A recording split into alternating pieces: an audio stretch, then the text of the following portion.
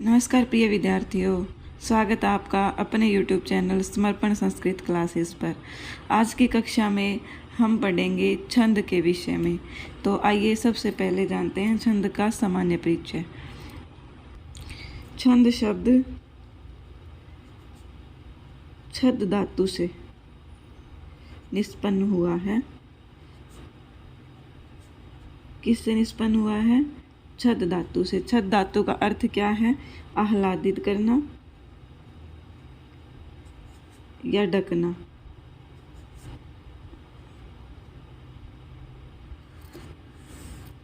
या फिर आच्छादित करना।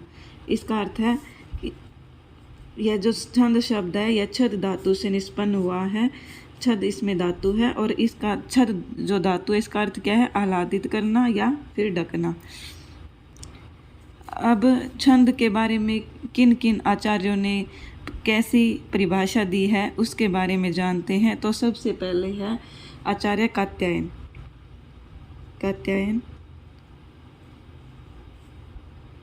इन्होंने कहा है कि यद अक्षर परिमाणम तद छंद है।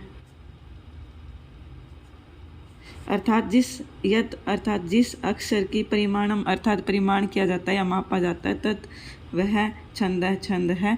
अर्थात जिसमें अक्षरों की गणना की जाती है, अक्षरों का मापन किया जाता है, वह क्या है? छंद है। इसके बाद पाणिनीय शिक्षा में कहा गया है कि छंद पादौ तु वेदस्य। पाणिनीय शिक्षा बच्चों अगर हम यूजीसी लेवल पर देखें तो यह पाणिनीय शिक्षा के जो रचयिता है यह पाणिनि जी ही माने गए हैं। और अगर एनसीईआरटी के बेस पर देखें तो इसके रचयिता है पिंगलाचार्य। अगर हमसे स्टेट लेवल पर यह पूछ लिया जाए कि पाणिनीय शिक्षा के रचयिता कौन है तो एनसीईआरटी की बुक में पाणिनीय शिक्षा के रचयिता पिंगल आचार्य दिया गया है 9th और 10th की क्लास की बुक में। तो हमें यह पिंगल आचार्य और पाणिनि या तो दोनों ऑप्शन में दे दिए जाएंगे या फिर पिंगल आचार्य ही टिक करना है। अगर यूजीसी लेवल पर हो तो हमारे पाणिनि जी ने ही पाणिनीय शिक्षा की रचना की है।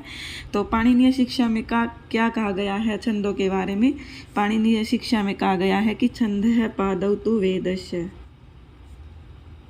अर्थात छंद तो पादौ अर्थात पैर है किसके? वेदस्य वेद के।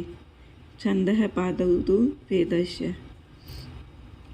छंद षड अंगों में आता है ना, षड वेदांगों में, उसमें से एक छंद है। तो छंद को वेद का क्या माना गया है? पैर माना गया है। ठीक है बच्चों, परिभाषा इतनी ही काफ़ी है बच्चों। इसके बाद छंद के सूत्र का एक ग्रंथ भी है जिसका नाम है छंद सूत्र। क्या नाम है? छंद सूत्र। छंद सूत्र के रचयिता कौन है? पिंगल आचार्य। पिंगल आचार्य जी छंद सूत्र के रचयिता है। और छंद सूत्र में कितने अध्याय हैं अर्थात इसका विभाजन किस प्रकार हुआ है? तो छंद सूत्र में 8 अध्याय हैं। हमसे यह भी पूछा जा सकता है कि छंद सूत्र जो इसमें कितने अध्याय हैं? 8 अध्याय। और सूत्रों की संख्या कितनी है? सूत्र है 329 सूत्र। सूत्रों की संख्या पूछे तो 329 है और यदि अध्याय की संख्या पूछे तो 8 अध्याय हैं इसके अंदर। इसके बाद छंदों पर आधारित कालिदास जी ने भी एक रचना की है। उनके ग्रंथ का नाम है श्रुतबोध। कालिदास छंद आधारित ग्रंथ जो है, छंद आधारित ग्रंथ, उसका नाम क्या है? श्रुतबोध। अगर हमसे यह पूछ लिया जाए पेपर में कि जो कालिदास ने छंद आधारित रचना की है या ग्रंथ लिखा है उसका नाम क्या है? तो श्रुतबोध इसका नाम हो जाएगा। आगे हमारा छंदों के भेद के बारे में हम जानते हैं। छंद के भेदों को 2 आधार पर बांटा गया है। एक तो है प्रकृति के आधार पर। प्रकृति के आधार पर भी छंद के 2 भेद हैं। कितने भेद हैं? 2। एक है वार्णिक छंद और दूसरा है मात्रिक छंद। इसी प्रकार छंद के जो 2 आधार किए गए हैं, जिनके आधार पर बांटा गया इनके वेदों को, उसमें दूसरा आधार ये माना गया है कि काल के आधार पर। तो काल के आधार पर छंद हो जाएंगे 2 प्रकार के, ये भी 2 प्रकार के हैं। नंबर 1 वैदिक छंद, नंबर 2 लौकिक छंद।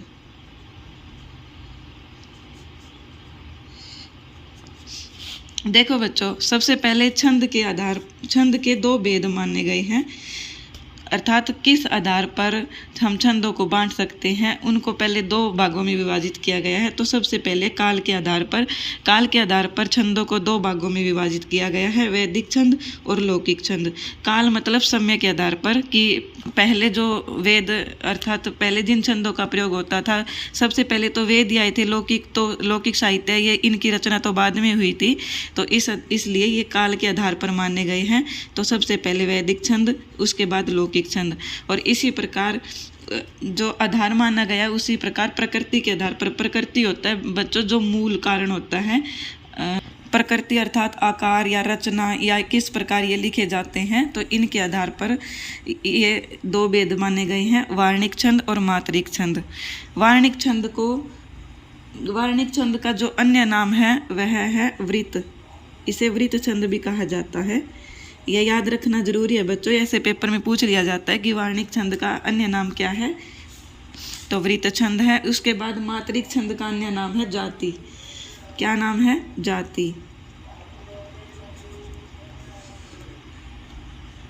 और एक बात और बच्चों, जो वार्णिक छंद होते हैं वो सभी प्रकार के, हमारे जो लौकिक साहित्य में जितने भी छंद लगे हैं वो सभी क्या है? वार्णिक छंद है। मात्रिक छंद क्या है? एक मात्रिक छंद में मात्राओं की गणना की जाती है, और मात्रिक छंद क्या है? एक मात्र आर्या छंद है जिसमें मात्राओं की गणना की जाती है। आर्या छंद एकमात्र मात्रिक छंद है।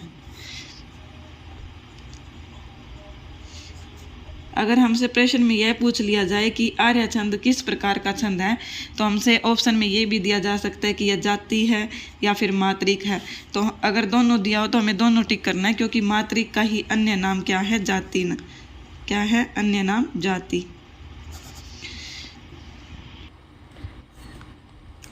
सभी जो वैदिक छंद है ये हमने पिछली कक्षा में पढ़ लिए।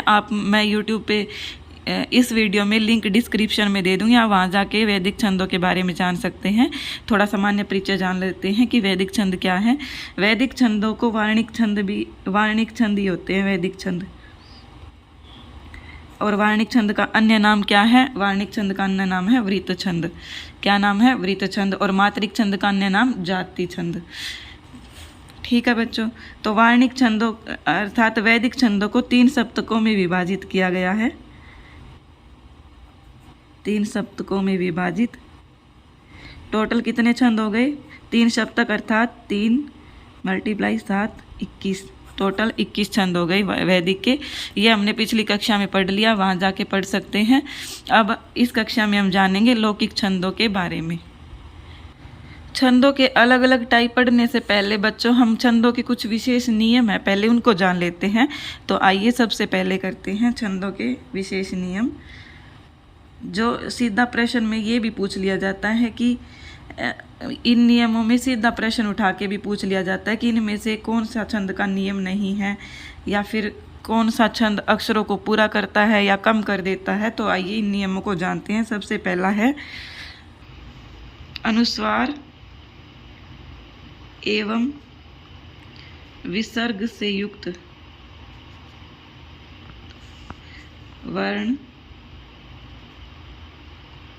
अनुस्वार एवं विसर्ग से युक्त वर्ण लघु होते हुए भी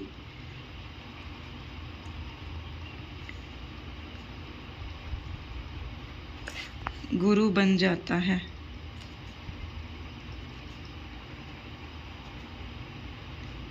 क्या होता है बच्चों? देखो, अगर कोई शब्द मान लो, जैसे विसर्ग से युक्त ये हो गया अनुस्वार, इसके बाद ये हो गई हमारी विसर्ग।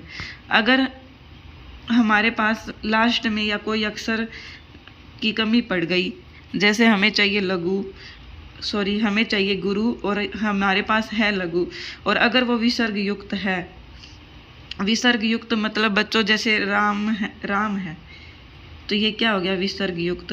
वैसे अगर मैं को गिना जाए तो ये लघु माना जाएगा, और अगर विसर्ग को साथ में ऐसे अटैच कर लिया जाए इसको तो ये क्या हो जाएगा, गुरु माना जाएगा। तो इसमें ये बताया गया कि अनुस्वार एवं विसर्ग से युक्त वर्ण लघु होते हुए भी गुरु बन जाते हैं। क्या बन जाते हैं, गुरु बन जाते हैं।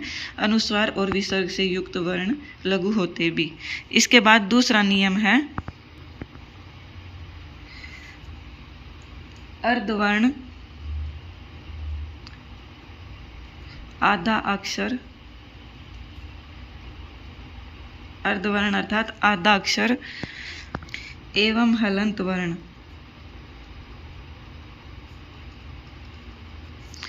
हलंत वर्ण लघु होते हुए भी अपने आगे वाले अक्षर को अपने से आगे वाले अक्षर को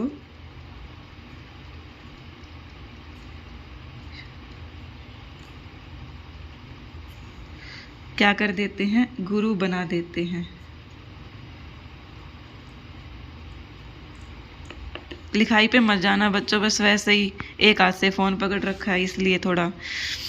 तो आइए जानते हैं, अर्धवर्ण आधा अक्षर एवं हलंत वर्ण लघु होते हुए भी अपने से आगे वाले अक्षर को गुरु बना देते हैं। एक एग्जाम्पल लेते हैं, जैसे अल्प शब्द है, अल्प। अब यह जो ए है ये क्या है, गुरु लघु, ये क्या है, ए लघु है ना। और इससे इसके बाद में क्या है, आधा अक्षर, ये देखो आधा अक्षर एवं हलंत वर्ण, ये हलंत वर्ण भी है ना, ले। तो ये जो आधा अक्षर है ये अपने आगे वाले ए को क्या है, ये ए वैसे तो लघु है पर ये आगे आधा अक्षर आ गया, इसकी वजह से ये आगे वाला जो ए है ये इसमें अटैच हो जाएगा और ये दोनों मिलकर क्या बन जाएंगे, गुरु बन जाएंगे। क्या बन जाएंगे, गुरु। तो इसकी गणना किस में होगी, गुरु वर्ण में, इसमें होगी गुरु वर्ण में। समझ में आया बच्चों। अर्धवर्ण आधा अक्षर एवं हलंत वर्ण लघु होते हुए भी अपने से आगे वाले अक्षर को गुरु बना देते हैं। पहले मैं भी इस चीज़ में कंफ्यूज थी बच्चों की, जैसे आधा अक्षर इसके साथ जुड़ा हुआ है तो ये वाला अक्षर गुरु होगा, पर ये नहीं, अक्षर क्या होगा, आगे वाला गुरु होगा। तो हमसे प्रश्न में यह भी पूछा जा सकता है कि जो अर्धवर्ण है वो आगे वाले वर्ण को गुरु करेगा या फिर अपने पीछे वाले वर्ण को गुरु करेगा। तो इसमें आंसर ये आएगा कि अपने से आगे वाले वर्ण को गुरु करेगा। जैसे ये देखो अल्प में ये ल यहाँ अटैच हो जाएगा और ये गुरु बन जाएगा। और वैसे अगर ए सिंपल देखा जाए तो ये लघु है, परंतु ल आधा अक्षर इसके बाद है तो ये ए और ल मिलकर लघु हो जाएंगे दोनों। इसके बाद तीसरा नियम है बच्चों, रेफ के पहले वाला वर्ण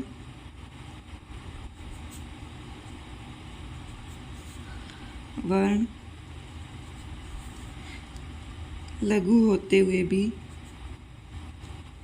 गुरु हो जाएगा, गुरु हो जाएगा।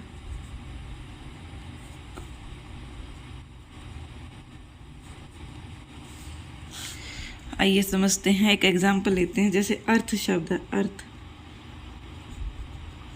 ये इसको क्या बोलते हैं, रेफ बोलते हैं। इसको क्या बोलते हैं, रेफ। ये जो अर्थ शब्द है इसके पहले क्या है, पहले तो ये बताओ। इसकी अगर हम संधि वो वर्ण विच्छेद करें तो ऐसे बनेगा, ये ए प्लस रे प्लस थ। इसके पहले क्या हो गया, ए। ये इसमें पहले तो ए क्या है, ह्रस्व है, और ये जो रे है ये इसमें इंक्लूड कर दिया जाएगा तो ये क्या हो जाएगा, ये लघु हो जाएगा। क्या हो जाएगा, ये लघु हो जाएगा। आया समझ। रेफ के पहले वाला वर्ण लघु होते भी गुरु हो जाएगा। तो रेफ के पहले, ये रेफ हो गया, इसके पहले वाला वर्ण ए ही होगा। अगर आपको ऐसे नहीं समझ में आता तो आप वर्ण विच्छेद करके देख लिया करो कि पहले कौन सा आएगा या बाद में कौन सा आएगा, तो उसके हिसाब से ही। अब जैसे अर्थ है तो अर्थ में रे की साउंड पहले होती है, तो रे ए के बाद आ रहा है तो ए और रे मिलकर दोनों क्या हो जाएंगे, गुरु हो जाएंगे। इसके बाद फोर्थ नियम देखो बच्चों, प्र। ये जो मात्रा है ये र, ये अपने आगे वाले शब्द वर्ण को, अपने आगे वाले वर्ण को क्या कर देगी, गुरु बना देगी, गुरु बना देगी। तो आइए जानते हैं, जैसे एक एग्जाम्पल लेते हैं, विप्र है, विप्र है। इसमें ये जो वी है ना बच्चों, ये छोटी ई की मात्रा है, और ये छोटी ई की मात्रा होने के कारण इसमें ये लघु नहीं माना जाएगा। क्या माना जाएगा, ये माना जाए, सॉरी गुरु नहीं माना जाएगा, ये लघु माना जाता है वैसे। परंतु यहाँ क्या है, प्र, ये जो मात्रा दे रखी है, ये इस मात्रा के आगे वाला ये जो वर्ण है ये लघु में कन्वर्ट हो जाएगा। किस में हो जाएगा, लघु, सॉरी यार, गुरु में कन्वर्ट हो जाएगा। ये आप मेरी फीलिंग समझिए, आप मेरे वर्डों पे मत जाइए, मैं लिख क्या रही हूँ वो कभी कभी थोड़ा बाय मिस्टेक हो जाती है। इसके बाद है नियम नंबर 5, संयुक्त व्यंजन। संयुक्त व्यंजन के आगे आने वाला वर्ण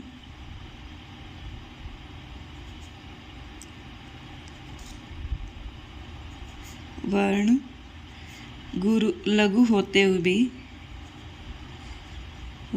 भी गुरु माना जाएगा,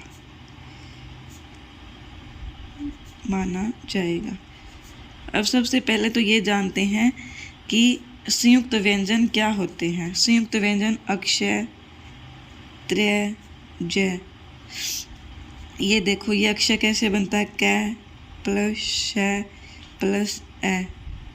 इसी प्रकार ये त्रय, त प्लस र प्लस ए, इस प्रकार बनता है। ये जय भी, जय प्लस य प्लस ए, इस प्रकार बनते हैं। तो इनको क्या बोला जाता है, संयुक्त व्यंजन।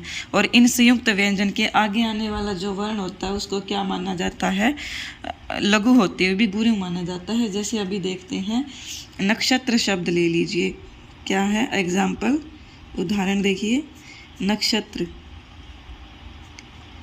नक्षत्र। इसमें ये जो न है ये क्या है, ये लघु है, और ये क्या है, ये तो गुरु होता ही है, और ये त्रय भी, क्योंकि ये संयुक्त व्यंजन है। तो यहाँ ये जो न है ये वैसे तो लघु है, परंतु हमारा नियम क्या कहता है कि संयुक्त व्यंजन के आगे आने वाला वर्ण लघु होते भी गुरु माना जाएगा।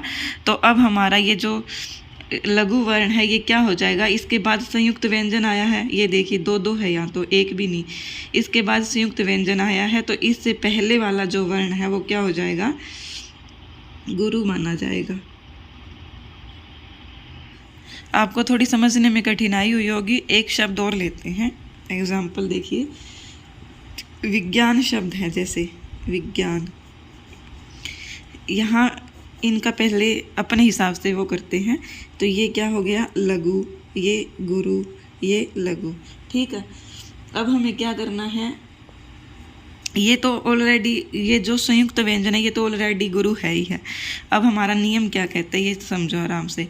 संयुक्त व्यंजन के आगे, संयुक्त व्यंजन ये हो गया, इसके आगे आने वाला क्या हो गया, ये शब्द हो गया, ठीक है। आने वाला वर्ण लघु, जैसे अभी ये लघु है, हमारा नियम तो यही कह रहा है कि ये लघु है, क्योंकि ई की मात्रा छोटी है यहाँ पर, लघु होते हुए भी गुरु माना जाएगा। तो अगर संयुक्त व्यंजन इसके बाद है और उससे पहले अक्षर, वैसे इसका अक्षर छोटा ही होगा आगे, तो क्या हो जाएगा, लघु, सॉरी गुरु हो जाएगा वो, इसे क्या माना जाएगा, गुरु। इसके बाद नियम नंबर 6 नंबर नियम क्या कहता है कि अवग्रह। अवग्रह तो पता ही होगा क्या होता है, इस चिन्ह को बोलते हैं अवग्रह। जैसे कोपी शब्द है, तो ये क्या है, एक बीच में ये जो ये है, इसको अवग्रह बोला जाता है। तो अवग्रह पर छंद में किसी भी प्रकार का चिन्ह नहीं लगाया जाता, चाहे वह लघु हो, गुरु हो, किसी भी प्रकार का चिन्ह नहीं लगाया जाता। जैसे हमें नहीं लगाया जाता, जैसे हमें छंद की गणना करनी है, छंद के अक्षरों की गणना कर रहे हैं हम। कोई एक लाइन दे दी हमें, तो उसमें हमें छंद की गणना कर रही है और हमारे पास ऐसा कोई शब्द आ गया जिसमें अवग्रह का चिन्ह है, तो हम इस शब्द को गिन लेंगे, इसको गिन लेंगे, पर इसकी गणना नहीं की जाती। यह नियम कहता है। आइए बच्चों, एक बार छंद के नियम दोबारा रिपीट कर लेते हैं, थोड़ा रिवीजन। सबसे पहला नियम है, अनुस्वार एवं विसर्ग से युक्त वर्ण लघु होते हुए भी गुरु हो जाएंगे। अगर कोई किसी वर्ण में अनुस्वार है और किसी वर्ण में विसर्ग है, तो उसके पहले वाला जो वर्ण होगा वो क्या हो जाएगा, लघु होते हुए भी गुरु हो जाएगा। ठीक है बच्चों। उसके बाद है अर्धवर्ण एवं हलंत वर्ण लघु होते हुए भी अपने से आगे आने वाले अक्षर को गुरु बना देते हैं। इसमें भी वही है कि कोई लघु वर्ण होगा वो गुरु माना जाएगा अगर कोई आद्य अक्षर से पहले है या हलंत वर्ण से पहले है। आगे तीसरा नियम है कि रेफ के पहले वाला वर्ण लघु होते हुए भी गुरु हो जाएगा।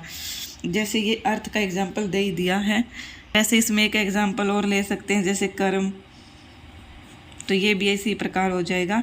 ये रेफ हो जाएगा और रेफ से आने वाला पहला अक्षर कै हो जाएगा और ये कै लघु है वैसे तो, पर इन नियम के अनुसार यह गुरु माना जाएगा। इसकी गणना हमें गुरु में करनी होगी। इसी प्रकार आगे फोर्थ नियम है, ये अपने आगे वाले ये जो शब्द है, ये प्र जो ये इसमें आप पै मान के मत चलना बच्चों, इसमें ये ओनली रह दिया गया है, जो चुभने वाला रह है, ये रह, इसको मानना है यहाँ। तो ये क्या हो जाएगा, ये हो जाएगा अपने आगे आने वाले वर्ण को गुरु बना देगी। जैसे विप्र में प्र आया है, तो ये अपने आगे वाले छोटे इसको लघु अक्षर को गुरु बना दिया है इन्होंने। उसके बाद पांचवा नियम है संयुक्त व्यंजन। संयुक्त व्यंजन के आगे आने वाला वर्ण लघु होते हुए भी गुरु माना जाएगा। ये संयुक्त व्यंजन ये दे रखे क्ष, त्र, ज्ञ, तो इनसे पहले जो भी अक्षर आएगा वो क्या हो जाएगा, गुरु हो जाएगा। इसी प्रकार अवग्रह में जो छंद है उसमें अवग्रह पर किसी प्रकार का कोई चिन्ह नहीं लगाया जाता।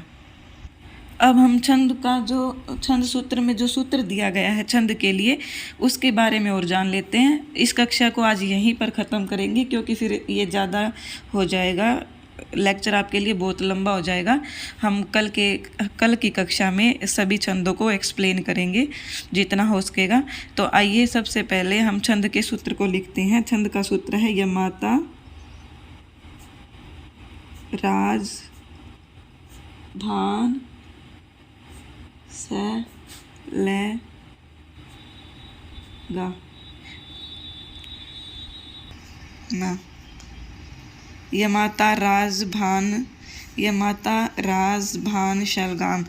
इसको याद करना बहुत ईजी है। ये तो वैसे भी हम बीए के टाइम में या फिर +2 10th के टाइम में इसको याद कर रहे हैं, तब से ही इसको क्या बोला जाता है, छंद सूत्र यमाता राज भान शलगा।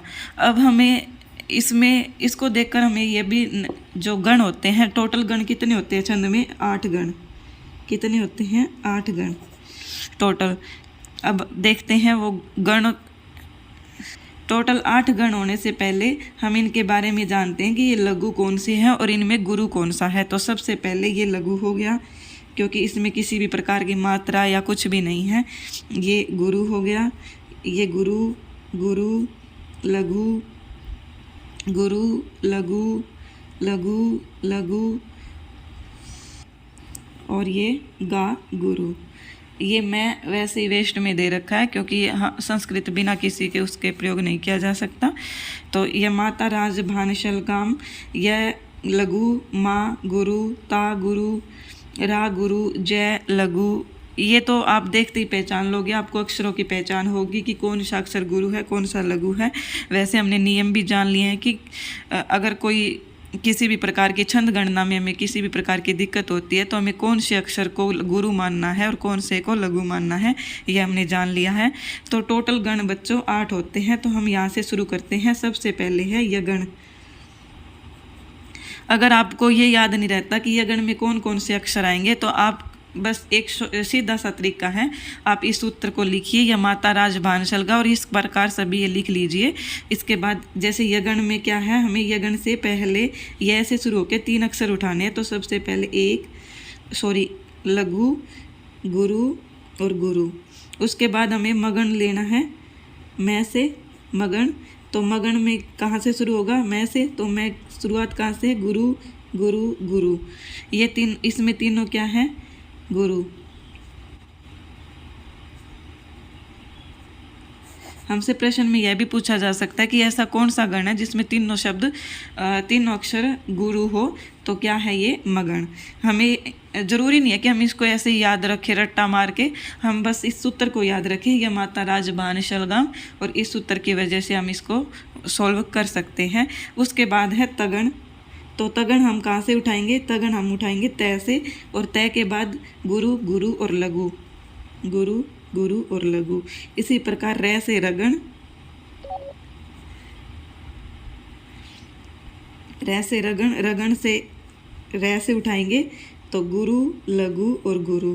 इसके बाद जय से जगण, जगण से लघु गुरु लघु। इसके बाद भय से भगण, भगण कहाँ से शुरू करेंगे? भय से, तो गुरु लघु लघु। इसके बाद आगे क्या है? नगण, नगण आगे क्या है? लघु लघु लघु। ये तीनों क्या है? लघु लघु लघु।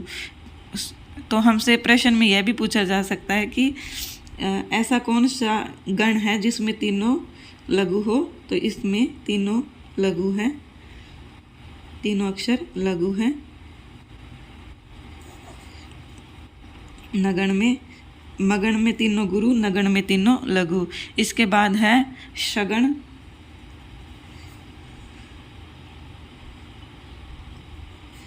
सगण में क्या क्या आएगा? लघु लघु और गुरु, लघु लघु और गुरु।